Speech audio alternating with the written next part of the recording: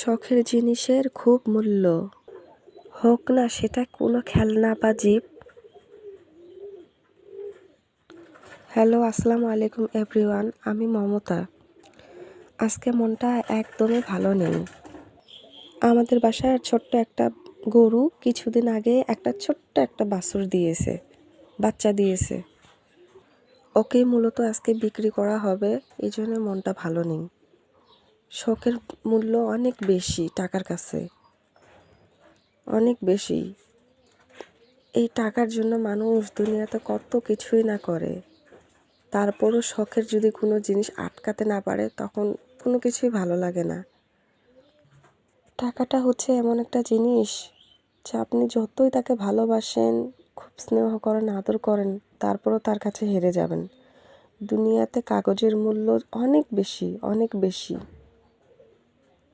ভালোবাসা এই কাগজের কাছে কোনো কিছুই না।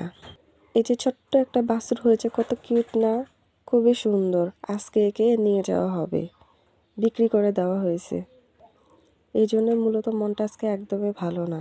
যে কিছুদিন আগেই রমজানের দিকে এই বাছুরটা হয়েছিল, এখন তাকে বিক্রি করে দেওয়া হচ্ছে।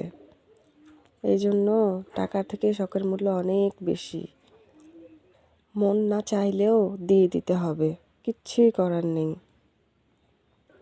আমি অবশ্য গরু টরু কোনো কিছু পালি না, তারপরও মা দেখি সবসময় এগুলাতে সময় দেয়। মা তো সব কিছুতেই সময় দেয়, খুব বেশি নাই, কয়েকটাই আছে। তারপর সচরাচর সব সময় খোলার মধ্যে ওকে বাঁধানো দেখি, এই জন্য খুব মায়া হয়ে পড়ে যায়। বলে না, বাসায় কোনো কিছু একটা থাকলে, বিড়াল থাকলে বা কুকুর থাকলে তার প্রতিও মায়া হয়ে যায়।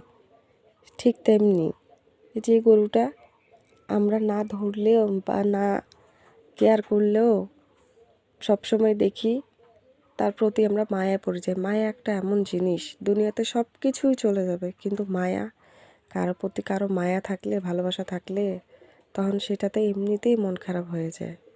কিন্তু কিচ্ছু করার নাই। ওই যে কথায় আছে না, আল্লাহ যা করে ভালোর জন্যই করে। দেখা যাক আল্লাহ ভালো কী করতেছে।